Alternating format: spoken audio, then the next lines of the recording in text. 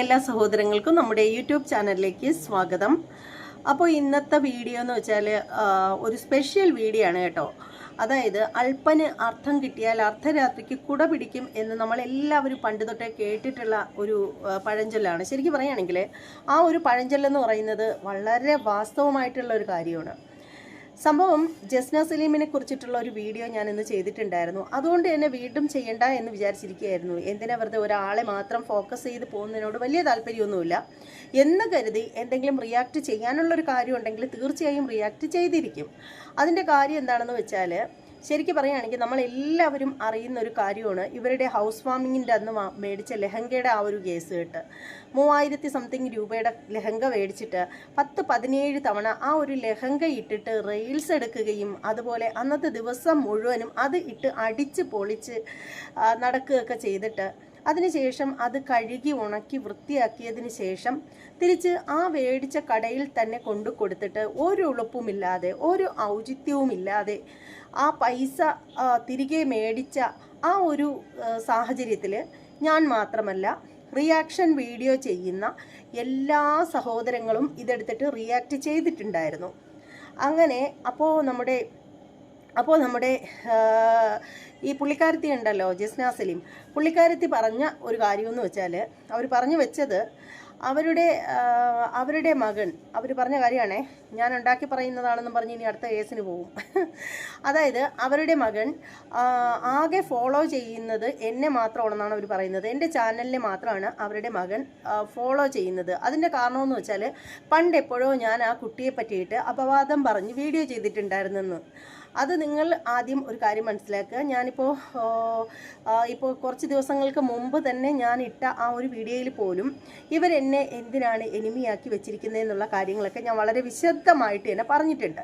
പിന്നെ ഇവരുടെ ഒരു സ്വഭാവം എന്ന് പറഞ്ഞാൽ, ഒരു കള്ളം തന്നെ വീണ്ടും വീണ്ടും വീണ്ടും വീണ്ടും ഇങ്ങനെ ആവർത്തിച്ചുകൊണ്ട് പറഞ്ഞുകൊണ്ടേയിരിക്കുമ്പോൾ അത് സത്യമായി മാറും എന്നാണ് ഇവരൊക്കെ വിചാരിച്ചു വെച്ചിരിക്കുന്നത്. വെറുതെയാണ്.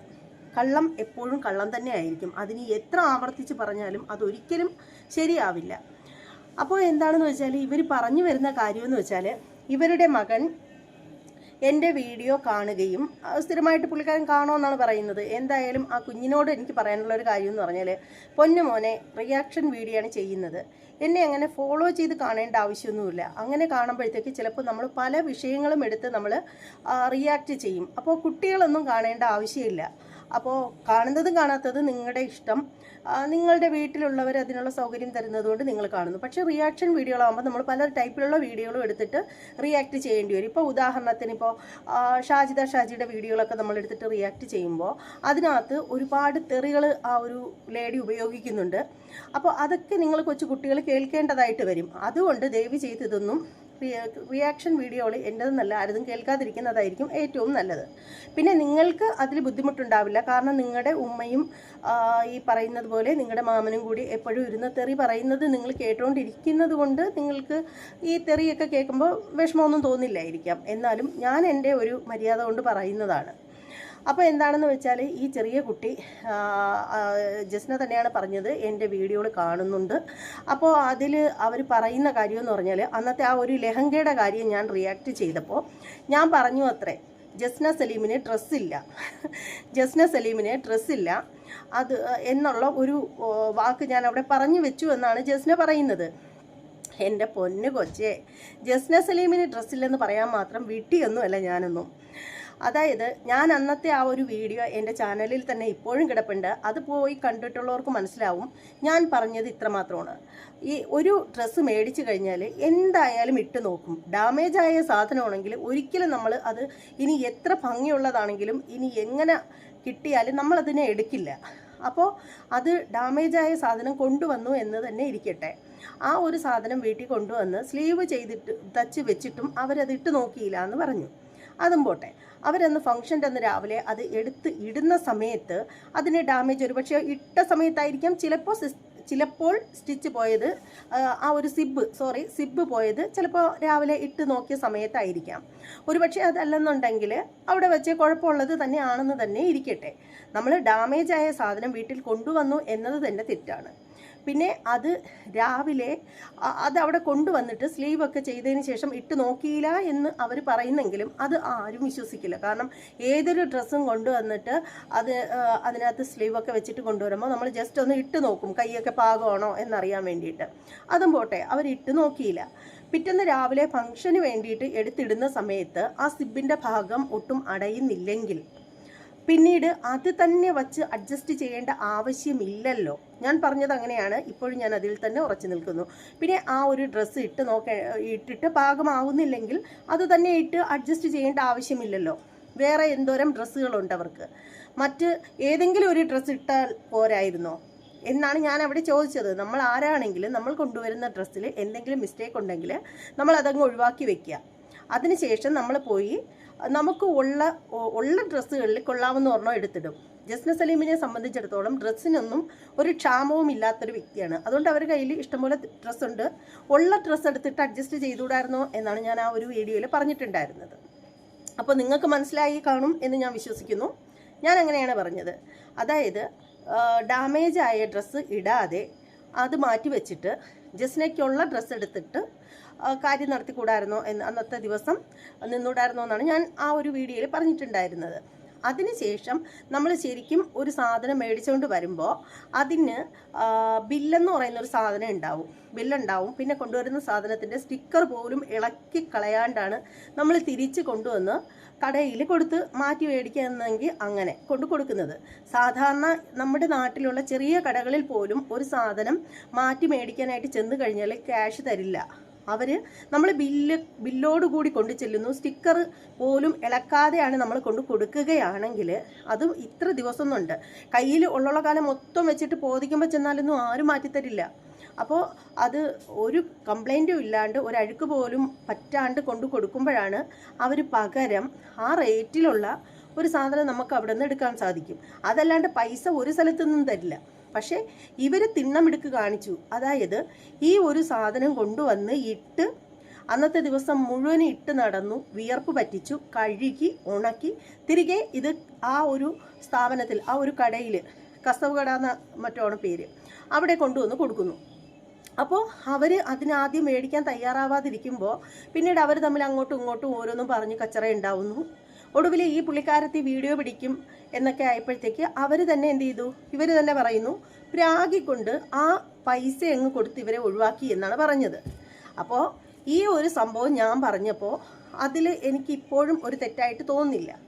ആദ്യം മനസ്സിലാക്കേണ്ട ഒരു കാര്യം എന്ന് പറഞ്ഞാൽ ഈ നുണ പറച്ചിൽ എന്നുള്ളൊരു കാര്യം അത് വളരെ മോശമായിട്ടുള്ളൊരു കാര്യമാണ്.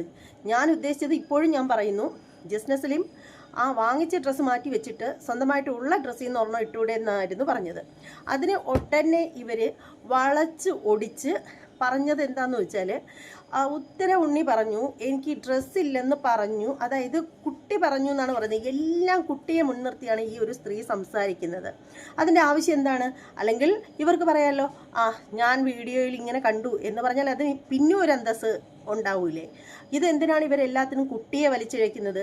അപ്പോൾ ഇനി ഇവരുടെ മനസ്സിലിരിപ്പെന്ന് പറഞ്ഞാൽ കുഞ്ഞിൻ്റെ പേര് പറഞ്ഞിട്ട് ഇങ്ങനെ പറഞ്ഞു എന്നൊക്കെ പറയുമ്പോഴത്തേക്ക് നമ്മൾ കുട്ടിയെ വല്ലതും പറയും, കുട്ടി കള്ളം പറഞ്ഞു എന്നോ അല്ലെങ്കിൽ കുട്ടി നുണ പറഞ്ഞു എന്നോ ഒക്കെ പറയുമ്പോൾ എൻ്റെ കുഞ്ഞിനെ കള്ളനെന്ന് വിളിച്ചു, നുണയനെന്ന് വിളിച്ചു എന്നൊക്കെ പറഞ്ഞിട്ട് നമ്മുടെ പേരിൽ കേസ് കൊടുക്കാനുള്ളൊരു പുതിയ സൂത്രം. അല്ലെങ്കിൽ പിന്നെ എന്തിനാണ് കുട്ടി എന്നെ ഫോളോ ചെയ്യുന്നു എന്നൊക്കെ പറയേണ്ട ആവശ്യമില്ലല്ലോ. ഇത്രയും നാളും കേട്ടിട്ടില്ലല്ലോ ഇങ്ങനെ ഒരു കാര്യം.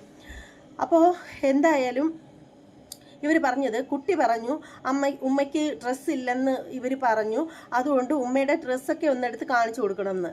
എന്തൊരു വിശാല ഹൃദയമായിട്ടുള്ള ഉമ്മയെ നോക്കിയേ. കുഞ്ഞു പറയേണ്ട താമസം, വെറും കുഞ്ഞു വാവയാണ് ഉമ്മയെന്ന് പറഞ്ഞാൽ. ഉമ്മയ്ക്ക് ഇതുവരെയും വകതിരിവ് വന്നിട്ടില്ല. അങ്ങനെ ഉമ്മ വളരെ കഷ്ടപ്പെട്ട് അലമാരി തുറക്കുന്നു. അലമാരിയിൽ നിന്നും ജാമ്പവാൻ്റെ കാലത്തുള്ള ഡ്രസ്സുകളെല്ലാം വാരി പുറത്തിടുന്നു. എന്നിട്ട് വലിയ എന്തോ സംഭവം എന്നുള്ള രീതിയിൽ റേറ്റൊക്കെ പറയുന്നു. 5000, 6000, 4000 3000 2000 എന്നൊക്കെ പറഞ്ഞിട്ട് റേറ്റൊക്കെ പറഞ്ഞിട്ട് ഓരോ ഡ്രസ്സുകളും വാരിയിടുന്നു.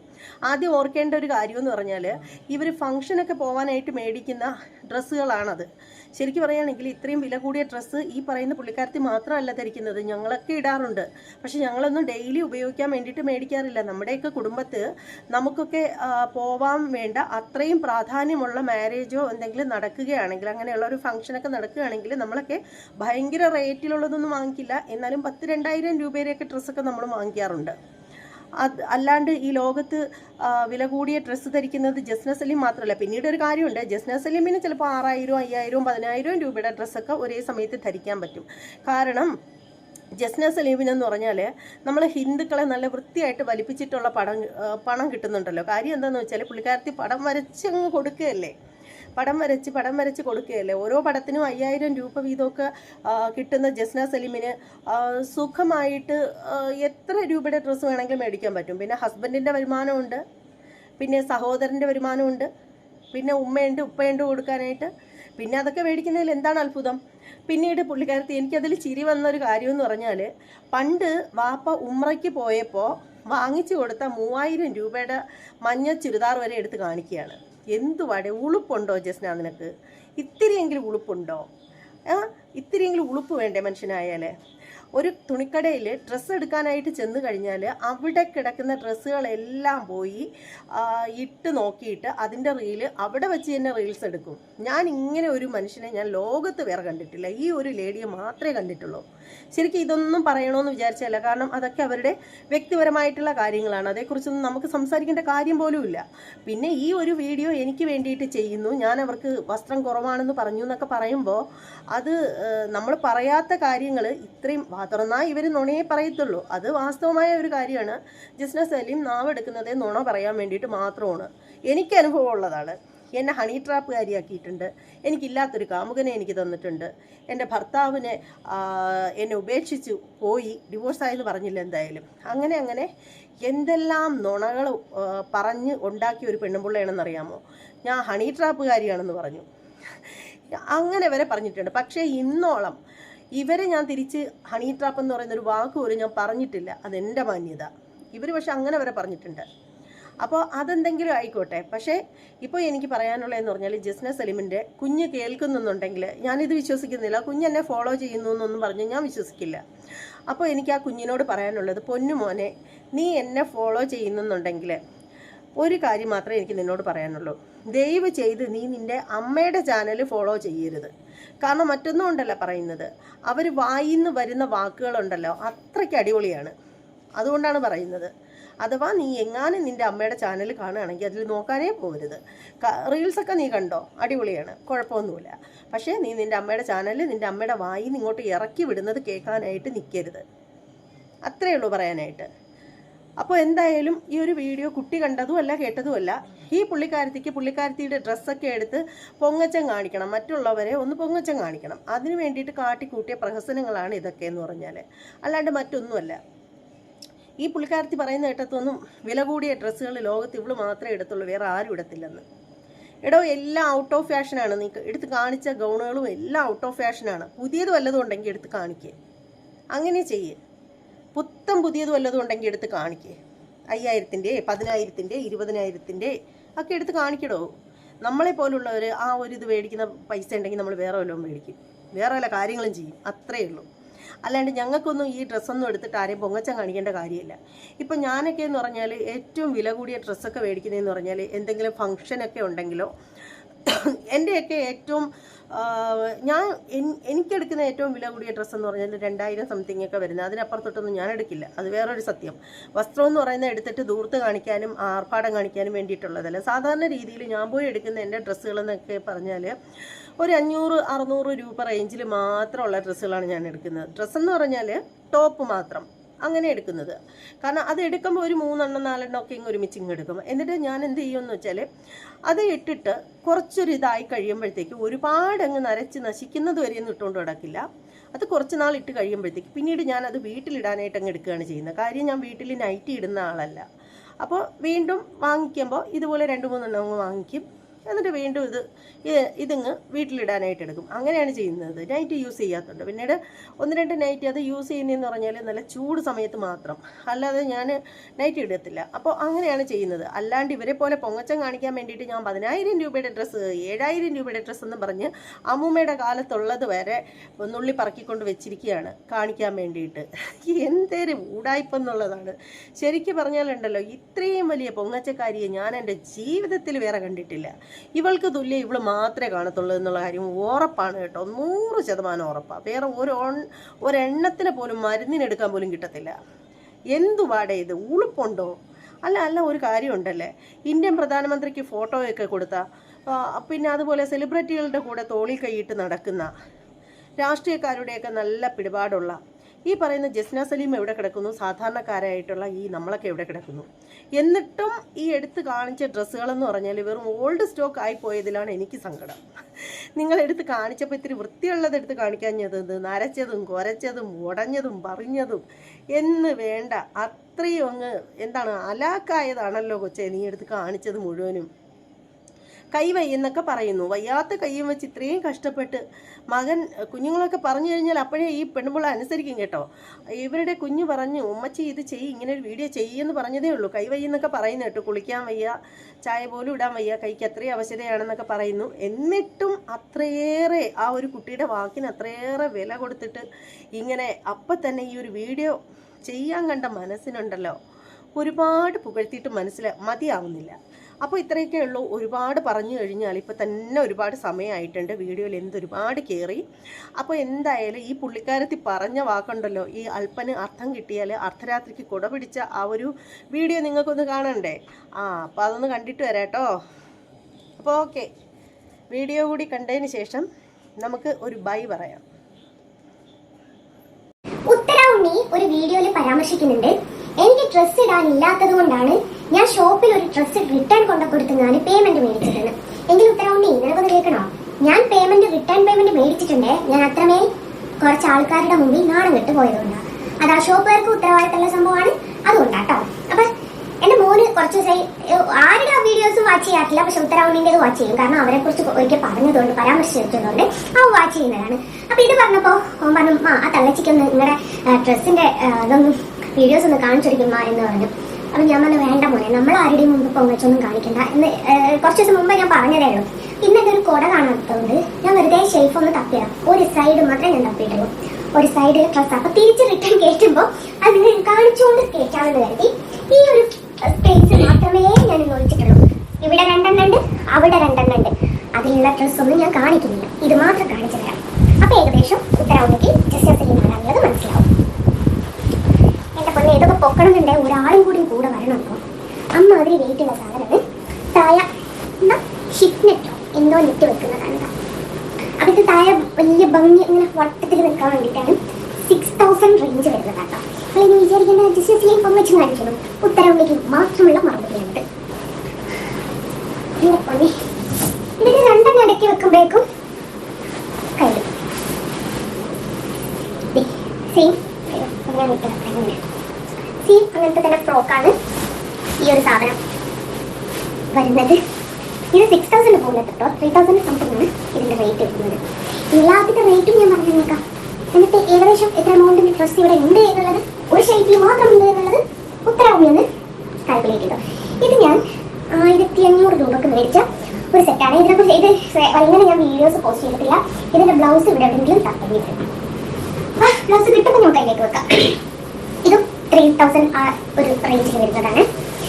ഒക്കെ ഈ ഒരു റേഞ്ച് വരുന്നതാണ്. ഞാൻ ഇതിന്റെ മെറ്റീരിയൽ നിങ്ങൾക്ക് കാണിച്ചു തരാൻ തന്നെ കാരണം എന്താ വെച്ചാൽ നമ്മൾ കള്ളല്ല എന്ന് പറയാതിരിക്കാൻ വേണ്ടിയിട്ടാണ്. ഇതും ആ റേഞ്ചിൽ വരുന്നതാണ്.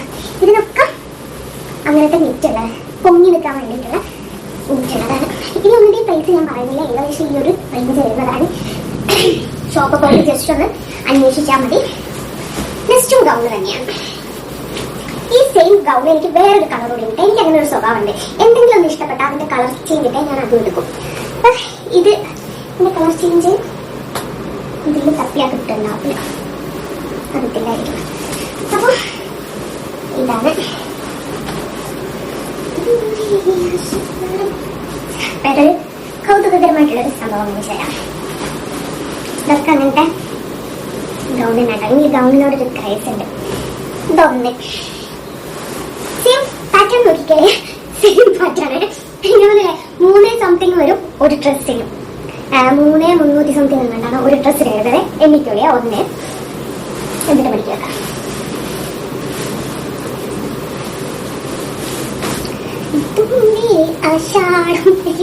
പറയണ്ടോ, ഒരു ക്രൈസാണ്. ഞാൻ എന്നിട്ട് പല പല പ്രോഗ്രാമിലായിട്ടിട്ട് എനിക്ക് ഇഷ്ടപ്പെട്ട ഞാൻ ആ ഷോപ്പിൽ ആ സമയം തന്നെ ഞാൻ എടുത്തോളും.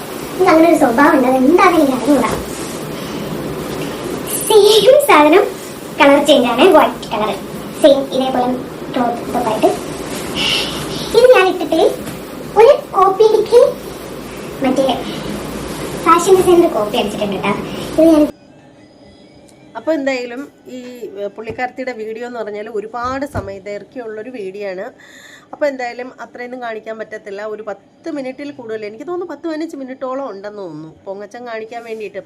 മെയിനായിട്ടെന്ന് പറഞ്ഞാൽ പുള്ളിക്കാരത്തിക്ക് കണ്ടൻറ് ഇല്ല കേട്ടോ. കണ്ടൻറ് സാധാരണ പ്രിയയെയോ ലസിത പാലക്കലിനെയോ അതുപോലെ തന്നെ നമ്മളെ ആരെങ്കിലും ഒക്കെ നെഞ്ചത്തൊട്ട് കയറിയാണല്ലോ പുള്ളിക്കാരത്തി കണ്ടൻറ് ഉണ്ടാക്കുന്നത്. ഇത് പിന്നെ എന്ന് പറഞ്ഞാൽ ഈ പുള്ളിക്കാരത്തിക്ക് എന്ന് പറഞ്ഞാൽ ഈ നിങ്ങൾ കേട്ടിട്ടില്ലേ നെയ്യപ്പം തിന്നാൽ 2 ഭക്ഷമൊന്നും, അതുപോലെ തന്നെ ഇത് എന്ന് പറഞ്ഞാൽ ഈ ഒരു സംഭവം ഇവിടെ എടുത്തിട്ട് ഉണ്ടാക്കുമ്പോഴത്തേക്ക് വീഡിയോ കണ്ടൻറ്റുമാവും പിന്നെ പൊങ്ങച്ചം കാണിക്കുകയും ചെയ്യാം. പക്ഷേ എന്ത് ചെയ്യുന്നത് പൊന്നുമോളെ പഴങ്കൂറുകളായിപ്പോയല്ലോ എടുത്ത് കാണിച്ചത്. വല്ല ഇപ്പോഴത്തെ ട്രെൻഡിങ് ആയിട്ടുള്ള ഡ്രസ്സുകളൊക്കെ ഉണ്ടെങ്കിൽ എടുത്ത് കാണിക്കുക. നിനക്കുണ്ടെന്ന് എനിക്കറിയാം, ഇഷ്ടംപോലെ ഉണ്ടെന്ന് എനിക്കറിയാം, റീൽസിലൊക്കെ ഇട്ട് നമ്മൾ കാണുന്നതല്ലേ. അപ്പോൾ ഇത്രയൊക്കെ ഉള്ളൂ.